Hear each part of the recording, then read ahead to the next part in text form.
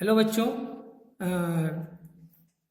इस लेक्चर में हम लोग electrostatic first chapter of class 12th पढ़ेंगे। मैं संतोष कुमार गुप्ता, पीजीटी फिजिक्स, जवाहर नवोदय विद्यालय सोनभद्र से। बच्चों, जो भी लेक्चर होंगे छोटे लेक्चर होंगे, अबाउट 20 मिनट्स, और इसमें सबसे पहले हम लोग डिस्कस करेंगे छोटे छोटे टॉपिक्स को। उसके बाद पीडीएफ फॉर्म में आपको नोट्स भी आपके व्हाट्सएप ग्रुप पर भेज दिया जाएगा, जिससे आप आसानी से नोट्स भी बना लेंगे, ठीक ना। एक चीज़ और है कि जो भी आपके फ्रेंड्स अभी तक इस पे जुड़ नहीं पाए हैं, उनको भी आपको किसी के पास अगर उनका कांटेक्ट नंबर हो तो उनको जोड़ लेना है। और सभी लोगों को कहना है कि अपने नोट्स भी साथ साथ प्रिपेयर करें, क्योंकि ये एक ऐसा डिजीज का काम चल रहा है कि किसी को भी नहीं पता है कि यह 2 महीने 3 महीने कितने दिन चलेगा, या कभी स्कूल खुल पाएगा भी कि नहीं। तो हमारी पढ़ाई स्टार्ट होनी चाहिए। आइए हम लोग अपने लेक्चर की तरफ चलते हैं। हमारा पहला चैप्टर है क्लास 12th के फिजिक्स का, इलेक्ट्रोस्टैटिक्स। बच्चों, जो इलेक्ट्रोस्टैटिक चैप्टर है, इसके नाम से ही पता चल रहा है कि इलेक्ट्रोस्टैटिक में दो चीजें हैं। एक तो इलेक्ट्रो और दूसरा स्टैटिक्स। इलेक्ट्रो मीन्स होता है इलेक्ट्रॉन या चार्ज, स्टैटिक्स का मतलब होता है एट रेस्ट। तो जो इलेक्ट्रोस्टैटिक्स है, ये फिजिक्स की एक ऐसी ब्रांच है जिसमें हम लोग रेस्ट में प्रेजेंट चार्जेस की स्टडी करते हैं। हम लोगों को पता है कि जब हम करेंट की बात करते हैं या इलेक्ट्रिसिटी की बात करते हैं तो उसमें चार्ज क्या होता है, मोशन में होता है। लेकिन जब हम इलेक्ट्रोस्टैटिक्स की बात करते हैं तो हम यहाँ पर ऐसे चार्जेस के बारे में बात करते हैं जो कि रेस्ट में है। तो electrostatic is the branch of physics in which we study about the charges at rest. अब चूंकि जो स्टैटिक चार्जेस होते हैं ये हमेशा प्रोड्यूस होते हैं ड्यू टू फ्रिक्शन। आपने देखा होगा एक बहुत अच्छा एग्जांपल कि जब हम कभी कभी अपने सूखे बालों में कंघी करते हैं तो हमारे उस कंघी के पास जब कंघी करने के बाद हमारे बाल उसमें चिपकते हुए लगते हैं, या उसके नजदीक अगर हम कोई कागज ले जाते हैं, छोटे छोटे कागज के टुकड़े, तो वह भी उनको क्या करता है, अट्रैक्ट करता है। तो चूंकि वह दो बॉडी के फ्रिक्शन से, दो इंसुलेटिंग बॉडी के फ्रिक्शन की वजह से चार्ज प्रोड्यूस होते हैं, इलेक्ट्रोस्टैटिक स्टैटिक चार्जेस, इसलिए हम लोग उसे फ्रिक्शनल इलेक्ट्रिसिटी भी करते हैं। तो हमने यहाँ आपको दिखा भी है, as the static charges are produced due to friction between the two insulating bodies which are rubbed against each other, so it is also called the frictional electricity. इसका मतलब कि आपको या तो इलेक्ट्रोस्टैटिक्स कहे या फ्रिक्शनल इलेक्ट्रिसिटी कहे, both are the same things. Now what is the cause of production of static charges. बच्चों, जैसा आपको पता है, आपने केमिस्ट्री में पढ़ा है कि किसी भी मॉलिक्यूल, कोई भी एटम है, अगर उसको आयोनाइज करना है तो उसके आयोनाइजेशन पोटेंशियल के बराबर हमको क्या करना पड़ता है, एनर्जी देना पड़ता है। तो अगर हमको एक इलेक्ट्रॉन निकालना है तो उसके इलेक्ट्रॉन को निकालने के लिए जितनी एनर्जी की आवश्यकता होती है, इससे एक इलेक्ट्रॉन निकालने के लिए जितनी एनर्जी की आवश्यकता होती है, that is called the ionization potential.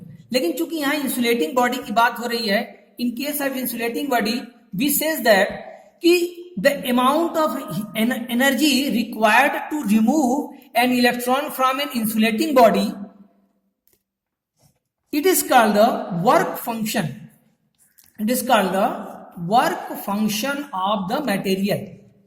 तो क्या होता है, जब हम किसी दो बॉडी को रब करते हैं आपस में, जब हम दो बॉडी को रब करते हैं तो दो डिफरेंट बॉडीज हैं, और दो डिफरेंट बॉडीज का जो वर्क फंक्शन होगा वो अलग अलग होगा, क्योंकि दोनों मटेरियल का नेचर जो होगा वह क्या होगा, अलग अलग होगा।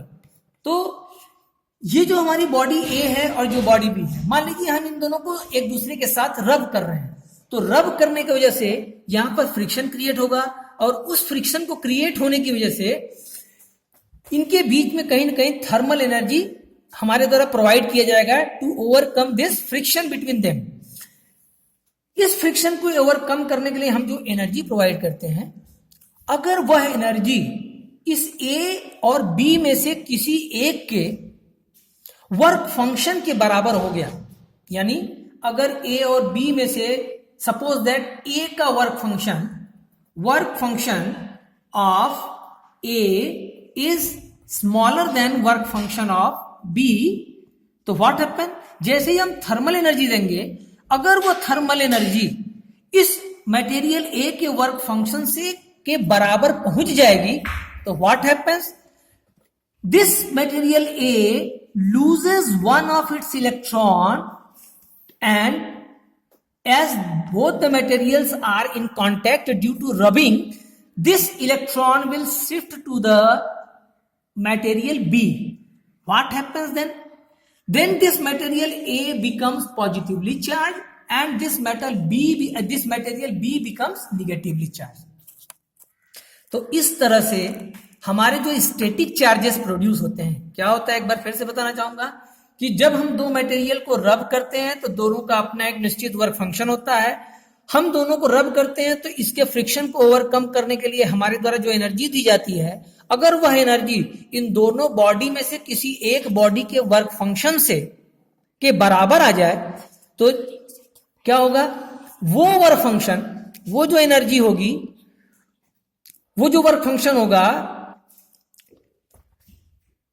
वह जो एनर्जी होगी अगर इनमें से किसी एक के वर्क फंक्शन के बराबर हो जाएगा, तो उस बॉडी से इलेक्ट्रॉन निकलेगा और दूसरे वाली बॉडी पर पहुंच जाएगा। क्योंकि दोनों मटेरियल नॉन कंडक्टिंग है, इंसुलेटिंग मटेरियल है, इसलिए यह चार्ज कहीं फ्लो नहीं करेगा, एक बॉडी से निकल के दूसरे बॉडी पर पहुंच जाएगा।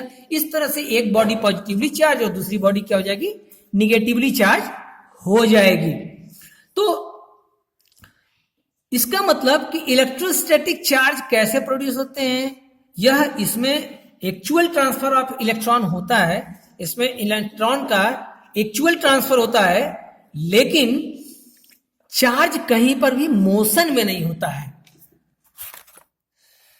तो इस तरह से हमने देखा कि जब दो चीजों को एक दूसरे के अगेंस्ट रब करते हैं तो उसमें से अगर उनके वर्क फंक्शन के बराबर थर्मल एनर्जी मिल गई हमारे रगड़ने से, तो उसमें से एक पॉजिटिवली चार्ज और दूसरा निगेटिवली चार्ज हो जाता है। कभी कभी एग्जाम्स में कुछ मटेरियल्स के बारे में क्वेश्चन पूछा जाता है कि किस मटेरियल को अगर इससे रगड़ा जाए तो क्या चार्ज प्रोड्यूस होता है। तो यहाँ पर हमने एक लिस्ट बनाई है कि ये objects acquiring charges on rubbing, ये जो फर्स्ट कॉलम में पॉजिटिव चार्ज वाला, इसमें एक मटेरियल दिया है, दूसरा मटेरियल इधर दिया गया। जैसे ग्लास रॉड को अगर सिल्क के साथ रब किया जाए तो ग्लास रॉड पर क्या आ जाएगा, पॉजिटिव चार्ज आ जाएगा, और सिल्क पर क्या आ जाएगा, निगेटिव चार्ज आएगा। उसी तरह से फर या कैट स्किन को एबोनाइट के साथ रब किया जाए तो कैट स्किन या फर पर पॉजिटिव चार्ज आ जाएगा और इस तरह से एबोनाइट पर निगेटिव चार्ज। तो ये आप इसमें से टेबल में से याद कर सकते हैं, ये बहुत बड़ी कोई ऐसी चीज नहीं है। अब उसके बाद हमारे डे टू डे लाइफ में इलेक्ट्रोस्टैटिक्स का क्या इस्तेमाल है, ये हमें केवल क्वेश्चन एग्जाम्स में जो पूछे जाते हैं उसके पर्पज से है, कोई इसके एक्सप्लेनेशन का या बहुत ज्यादा जरूरत नहीं है। तो इसके एप्लीकेशन के बारे में देख लिया जाए कि what are the applications of electrostatics. इसमें है the first application is the prevention of pollution of atmosphere by electrostatic precipitation of fly ash. Second one is in electrostatic Van de Graaff generator. Van de Graaff generator we will study later in this chapter. Now third application is in electrostatic spraying of paints, powder, etc. Fourth one is in designing the cathode ray tubes for radar and television, etc. Fifth, in electrostatic loudspeakers, microphones, etc. तो इस तरह से बच्चों आज का हमारा first lecture खत्म हो रहा है। तो बच्चों इस तरह से हमारा फर्स्ट लेक्चर खत्म हुआ। हम लोग डेली 20 मिनट का इस तरह का लेक्चर देखेंगे और साथ में साथ हम नोट्स भी आपको पीडीएफ फॉर्म में आपके व्हाट्सएप ग्रुप में भेज देंगे। उस तरह से आप नोट्स भी प्रिपेयर करते जाएंगे और हम आपको इस तरह से एक्सप्लेन भी करते जाएंगे। इसके अलावा भी अगर कोई चीज आपको नोट्स में समझ में नहीं आ रही है तो उसको आप व्हाट्सएप ग्रुप पर भेजेंगे, उसको फिर से बताने का प्रयास किया जाएगा। लेकिन अभी धीरे धीरे हम लोग छोटे छोटे लेक्चर लेके चलेंगे, क्योंकि थोड़ा सा due to non availability of proper facility हम लोग छोटे छोटे मोबाइल से वीडियो बना के आपको भेज रहे हैं। तो थैंक यू। और आप अपनी स्टडी एक कछुए की तरह स्लो बट स्टडी कंटिन्यू रखिए। और हम लोग as a teacher in what manner we can support you in your study. We will do our best. Thank you.